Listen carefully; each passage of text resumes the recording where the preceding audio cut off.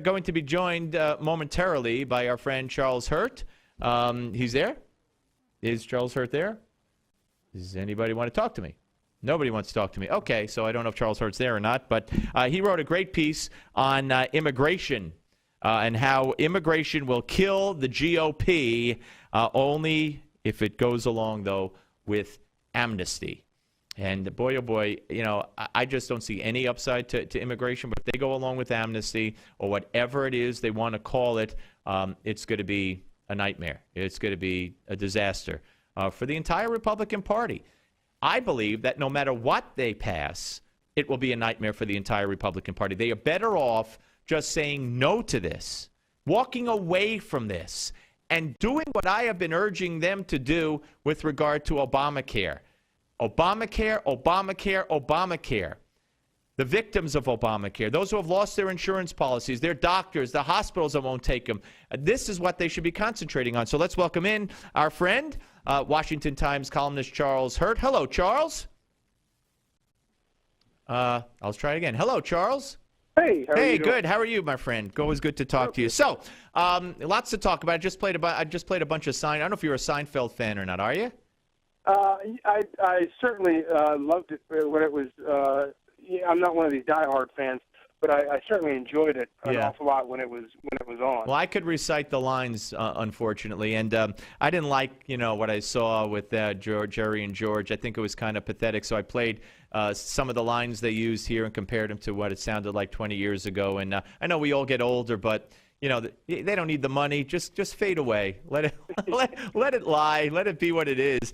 Anyway, I say the same thing about immigration reform and the Republicans. Great piece today, great column in the Washington Times where you talk about immigration reform and how the Republicans could mess this up if they go along with, I guess, any kind of amnesty in any form or by any name. Well, I think that people look at the whole situation have been sort of the party of the lawless. They also are the party of putting people on to welfare rolls and keeping them enslaved there for generations, and they're and they believe that if you bring in legalize all of these illegals, that they will become Democratic voters, and that's their vision of the future. But it's confounding, I think, to a lot of people about why it is that Republicans would go along with this. Not only is it just insane, but it actually will hurt them politically as well. But of course, the reason is because they're representing big businesses that want cheap labor, and everybody has a seat at the table here bargaining over this immigration stuff, except for the American people, except for taxpayers, and of course, the laborers, the people, the workers who have already been screwed by the unions, who got into bed with Democrats long ago, they're getting ready to get screwed again by legalizing 12, perhaps 18 million new illegal workers. Yeah, I love the way you refer to these people, the Republican leaders and the consultants and the policymakers and all these people who are so gung-ho for this. You call them and I lost it, but the global warmists. Yeah. But it's true. I mean, all these, and you've heard them, Steve. These people that they try to explain to you about, the Republican Party is almost extinct. If you look at the demographics, it's all going to go away. But you look at it. You have all these high-level retirements among Democrats. You have you have Obamacare just tearing down the Democratic Party. Democrats in both the House and the Senate running for their lives. You've got Obama hitting his lowest approval ratings ever. How do you make the argument out of that somehow the Republican Party is about to disappear from the face of the planet when clearly you have all these these high-level defections in the House among House Democrats. The reason they're leaving, it's not because they actually think that they're going to get the majority back. Of course they're not. They're going to probably lose seats again in the House, and they're probably going to lose seats in the Senate.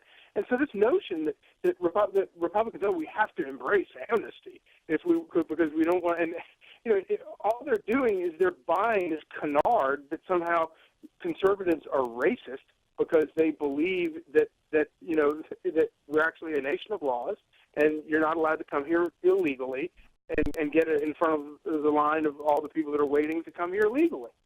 No, you're absolutely right. And it comes at a time when, as you listed near the end of your column today, where there are so many pressing issues, but the main issue, the only issue they need, and it's not only just to take the Senate and increase in the House, it's not only a politically expedient issue, it's an issue that we need to address to save all of us in this country from not being able to afford health care and not being able to get decent health care. It's Obamacare. Again, the people every day, as you know, Charles, there are examples of people who they lose their doctors. They don't have their oncologists anymore. Their kids can't get into the hospital even though they need a specialty treatment. And this is a commonplace occurrence. And it's happening now before 85 million of us lose our current policies. So this is all Republicans need to run on and all they should be addressing right now. Yeah, absolutely, and and all the other things that are connected to it, such as the economy, connected to Obamacare, such as economy and jobs, which are all of those things poll at 40, 50%.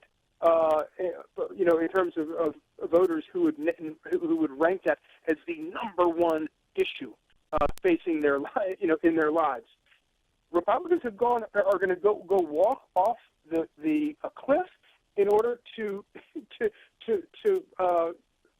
promote an issue that between 2 and 3% of Americans, according to the latest Gallup survey, between 2 and 3% of Americans say is our most pressing issue. Yeah, then, of course, and I bet at least half of them, of that 2%, perhaps 75% of that 2%.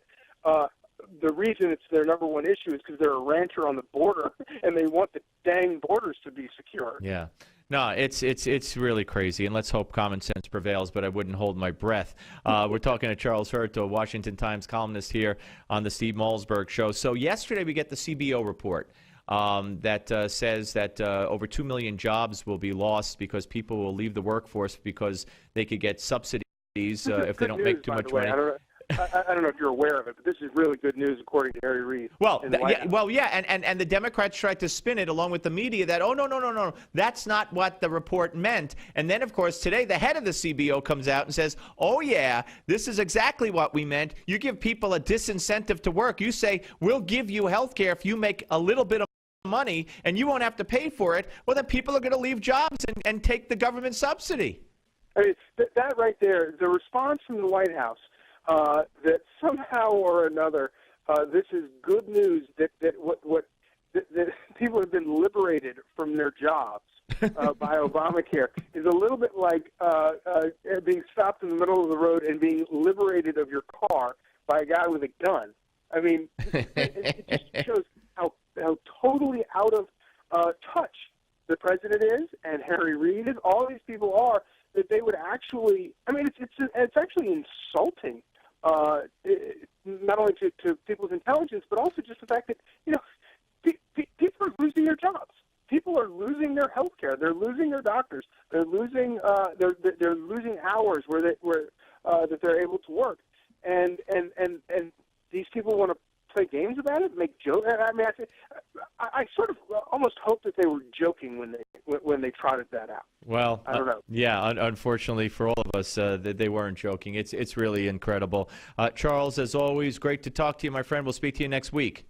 Thanks, Steve. Thank you. Charles Hurt, ladies and gentlemen, Washington Times columnist here on the Steve Malzberg Show. All right, when we come back, which congressperson, which should give you a hint already that it was probably not a male, which congressperson said that writing executive orders for Obama to sign is our number one agenda? And we'll hear from Douglas Elmendorf, the head of the Office of the Congressional Budget Office, who testified today about the report that was issued yesterday. And we'll talk about it with our panel as Ellis Hennigan rejoins us. And we'll also be joined by Newsmax contributor Hank Scheinkopf when the Steve Malzberg Show continues right here on Newsmax TV and radio.